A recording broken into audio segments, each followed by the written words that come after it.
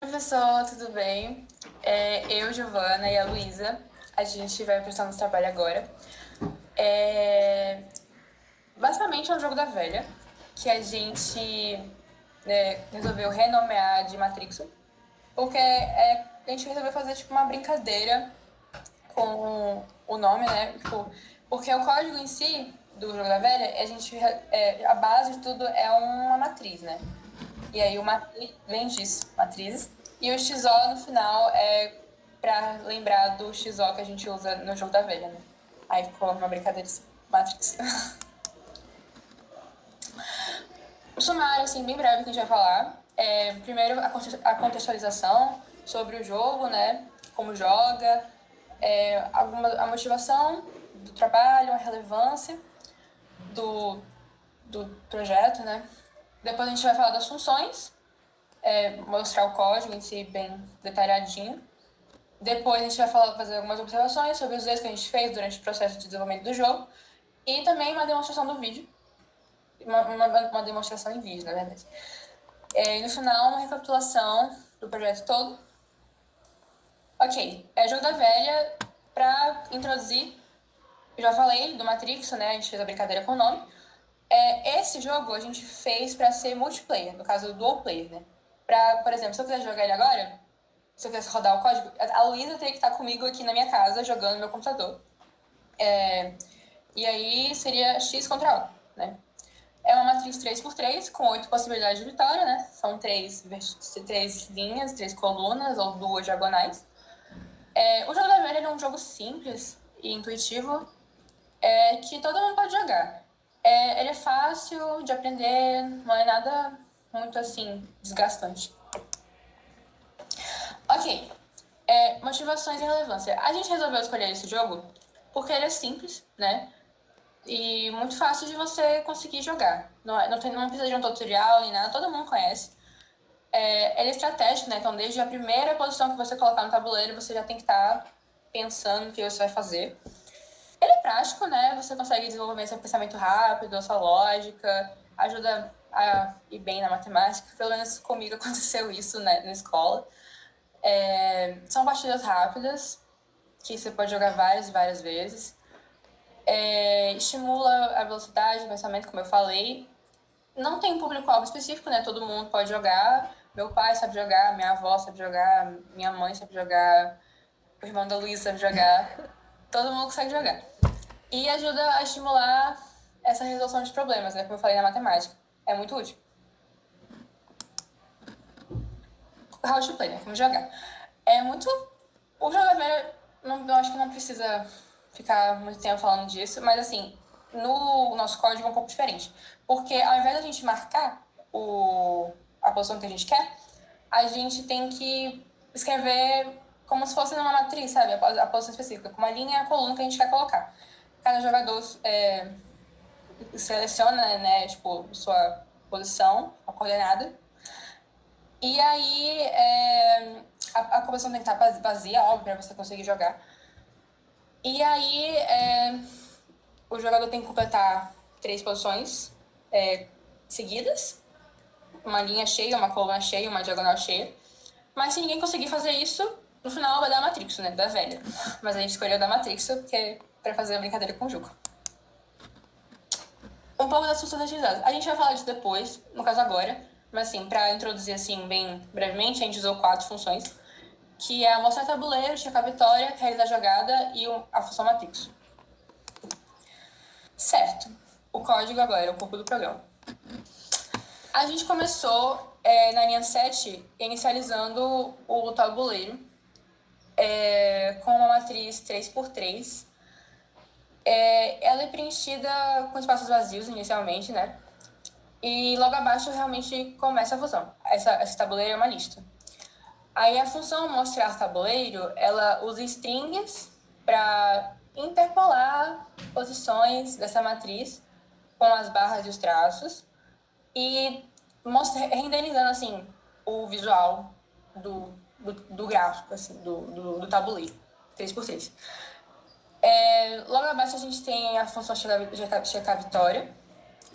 E aí a gente realiza combinações que ela faz um mapeamento das 8 possibilidades, né, com duas diagonais, três colunas e três linhas. E também ela utiliza o while, né, ali na linha 36, para varrer essas combinações. E na condicional if, embaixo, a gente checa se os 3 campos de uma sequência eles são iguais e, curiosamente, esses são diferentes, né?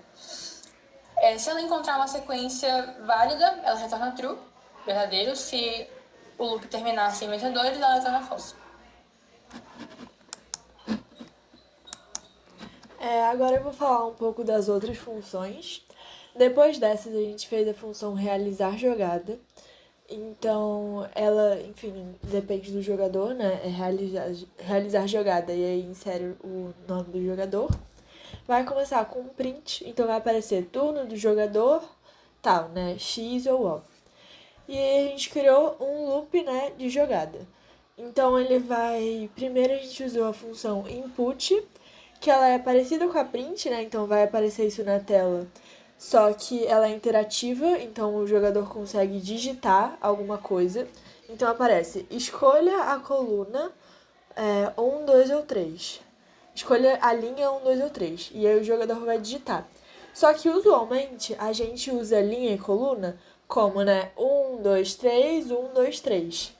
Só que no Python, as posições da matriz começam no 0. Então é 0, 1 e 2. Então, para ficar intuitivo, a gente manteve como 1, 2 e 3. E aí a gente diminui 1 para conseguir adaptar ao Python. A mesma coisa para a coluna.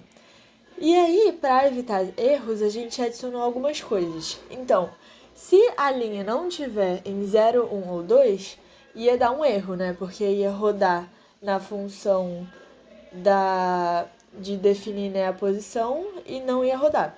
Então, vai printar posição inválida, escolha o número de 1 a 3 e aí vai refazer o loop. A mesma coisa para a coluna. E aí, se o tabuleiro na posição que o jogador escolheu não tiver vazio, vai printar a posição ocupada, escolha outra, e aí esse continue também vai refazer refazer a jogada, né? O jogador vai jogar de novo. Se nada disso acontecer, o tabuleiro na posição vai ser igual ao jogador, né? X ou O. E aí esse break, né, que é pra quebrar a função, né? Tipo, reiniciar. Aí esse accept value error seria, por exemplo, se o jogador sem querer digitasse uma letra, alguma coisa assim, que ia dar um erro também. E aí vai aparecer entrada errada, digite apenas números e também vai refazer a função. Logo depois disso, a gente criou a função matrixo, que seria uma junção de todas essas que a gente falou. Então a gente começou com o loop, né? Então, for linha in range 3, quando fala range 3, ele pega o 0, o 1 ou 2, ele não conta com esse número. E coluna também em range 3, tabuleiro linha coluna é igual a espaço vazio. Porque, como depois a gente consegue jogar de novo, se a gente não fizesse isso, o tabuleiro já ia estar cheio quando o jogador começasse, e aí não ia dar para jogar de novo. E aí ele define o jogador atual como X, então o X sempre começa, e o número de jogadas como 0.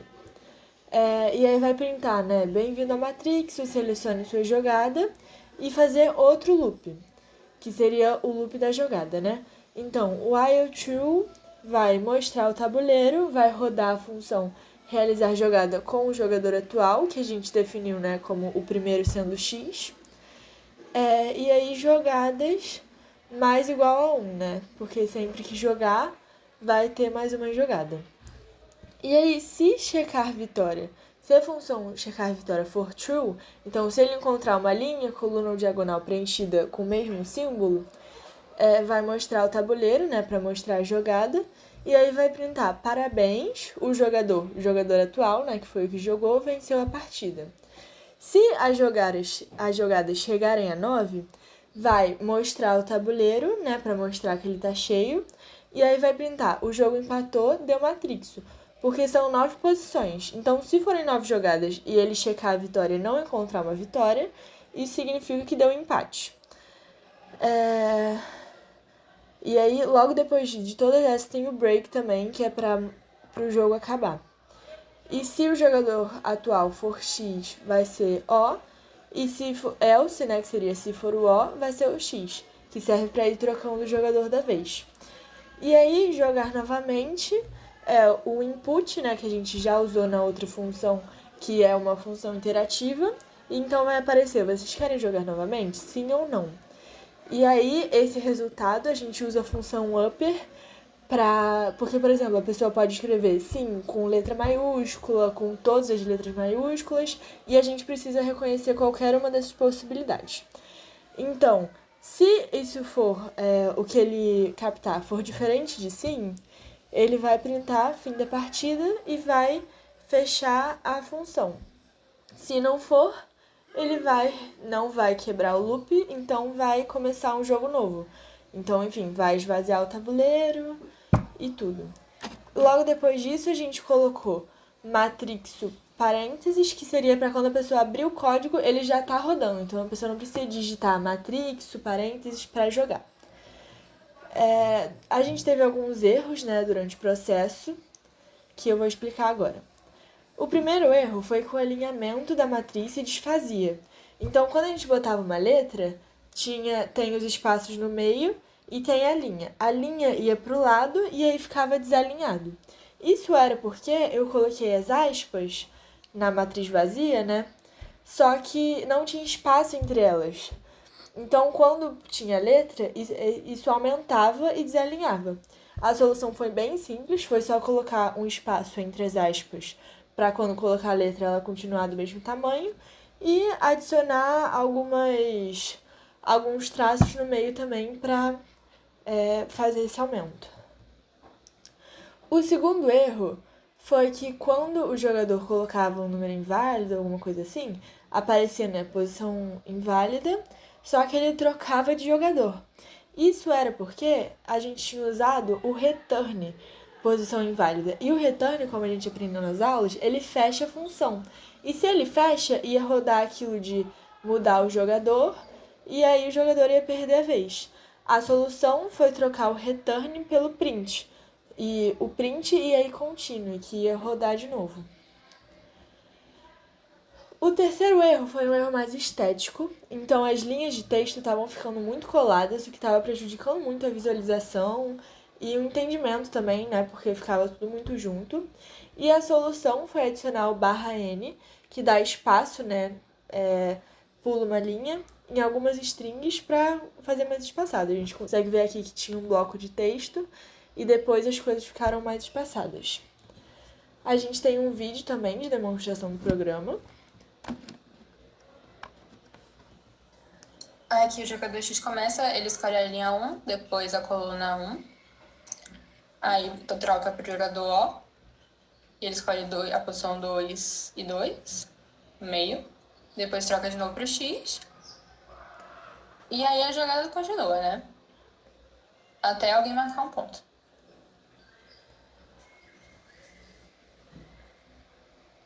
O jogador O escolhe 1 e 3 de novo. O X 3 e 1.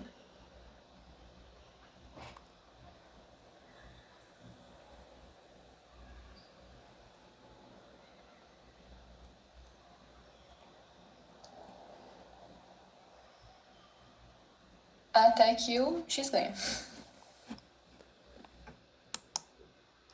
Enfim, as nossas conclusões foram que é muito importante testar a função várias vezes e as diferentes possibilidades para não deixar passar nenhum erro, porque o grande objetivo, né, quando a pessoa for jogar, a gente ter soluções para tudo, então que não pode dar um erro, né? Todos os erros tem que ter alguma solução no código para conseguir rodar de novo ou fazer alguma coisa.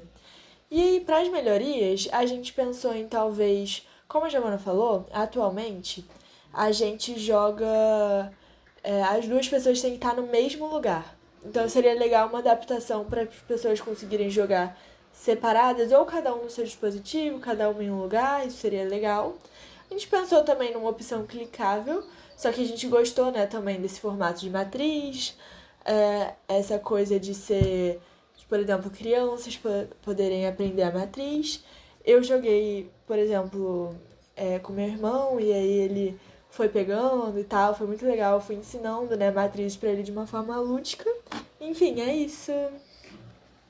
Obrigada, Muito professor. obrigada pela atenção.